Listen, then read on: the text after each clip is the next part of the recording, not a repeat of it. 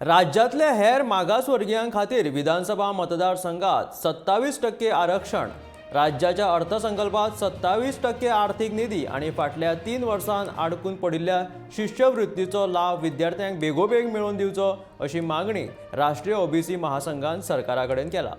हेर मागासवर्गीयांक राजकी, शैक्षणिक आणि आर्थीक आरक्षणाची घटनात्मक तरतूद आसून लेगीत गोंयांत ताची अंमलबजावणी जायनाशिल्ल्या कारणान ह्या समाजातल्या घटकांक हो लाव मेळना, अशें महासंघाचो अध्यक्ष मधु नायक हांणी फोंड्यां घेतिल्ले पत्रकार परिशदेंत म्हटलां।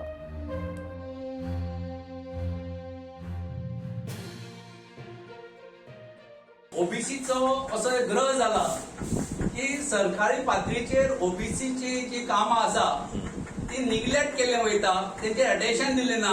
2 वर्सां आमी सरकारा कडेन मागणी करते आसात।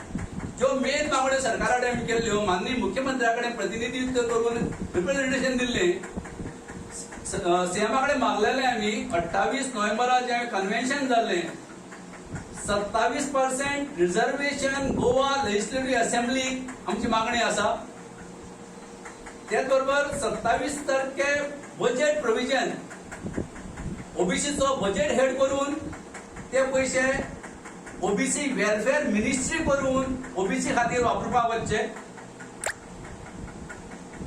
ओबीसी भुरग्यांची स्कॉलरशिप 19-20, 20-21 आणि 21-22 पोस्ट मॅट्रिक आणि प्री मॅट्रिक जवळजवळ 25,000 भुरग्यांची स्कॉलरशिप दिल्ली ना, त्यामुळे भुरगे शिक्षण वाचून वंचित जातात।